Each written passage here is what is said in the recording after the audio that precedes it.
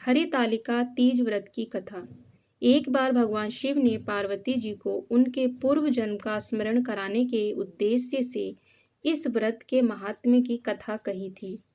श्री भोले शंकर बोले, हे गौरी, पर्वतराज हिमालय पर स्थित गंगा के तट पर तुमने अपनी बाल्यावस्था में 12 वर्षों तक अधोमुखी होकर घोर तप किया था।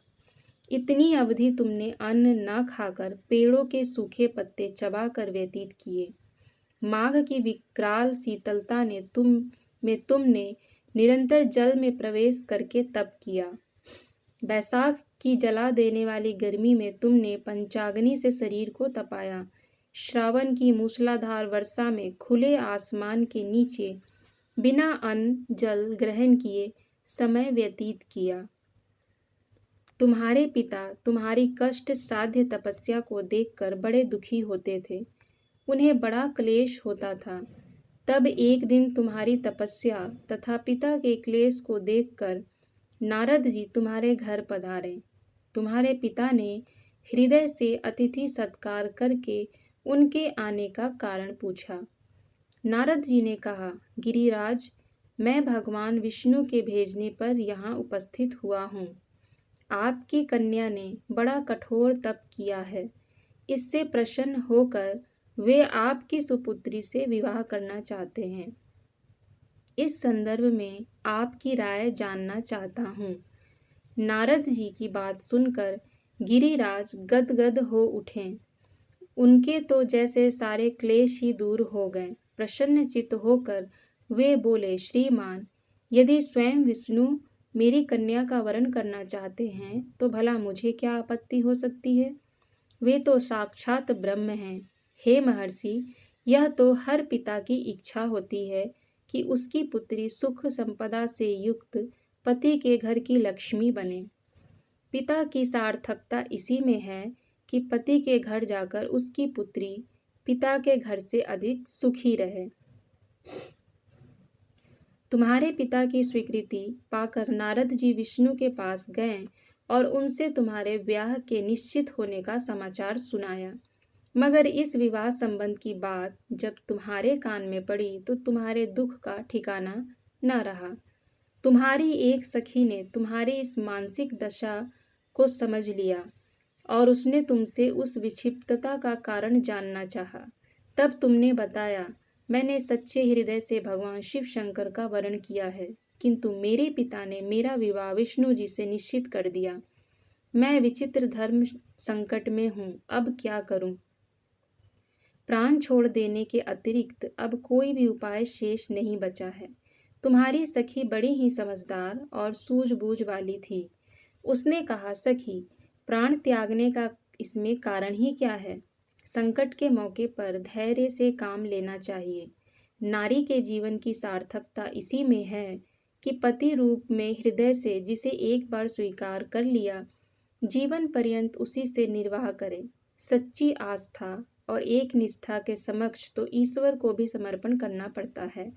मैं तुम्हें घनघोर जंगल में ले चलती हूँ, जो साधना स्थली भी हो, और जहाँ तुम्हारे पिता तुम्हें खोज भी ना पाए, वहाँ तुम साधना में लीन हो जाना। मुझे विश्वास है कि ईश्वर अवश्य तुम्हारी सहायता करेंगे। तुमने ऐसा ही किया। तुम्हारे पिता तुम्हें घर पर न पाकर बड़े दुखी तथा चिंतित हुए। वे सोचने लगे, तुम जाने कहाँ चली गई। मैं विष्णु जी से उसका विवाह करने का प्रण कर चुका हूँ। यदि भगवान विष्णु बारात लेकर आ गए और कन्या घर पर न हुई तो बड़ा अपमान होगा। मैं तो कहीं मुंह दिखाने योग्य नहीं रहूंगा।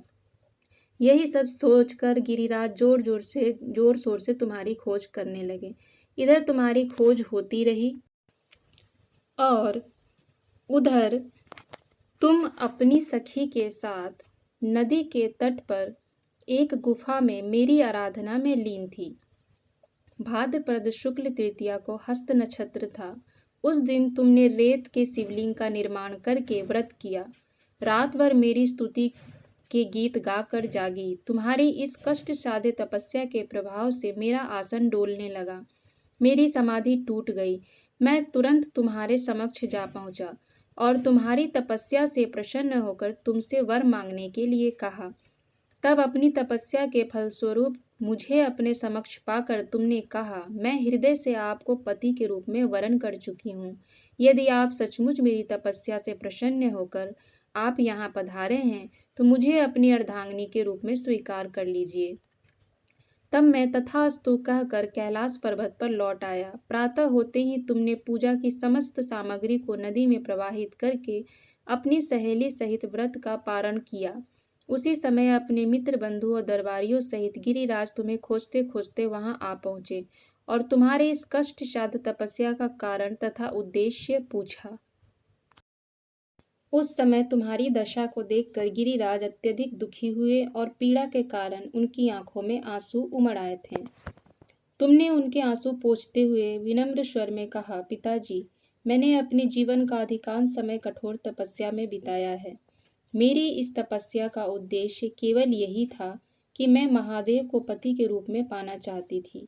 आज मैं अपनी तपस्या की कसौटी पर खरी उतर चुकी हूँ। आप क्योंकि विष्णु जी से मेरा विवाह करने का निर्णय ले चुके थे, इसलिए मैं अपने आराध्य की खोज में घर छोड़कर चली आई। अब मैं आपके साथ इसी शर्त पर घर जाऊंगी कि आप मेरा विवाह विष्णु जी से न करके महादेव जी से करेंगे।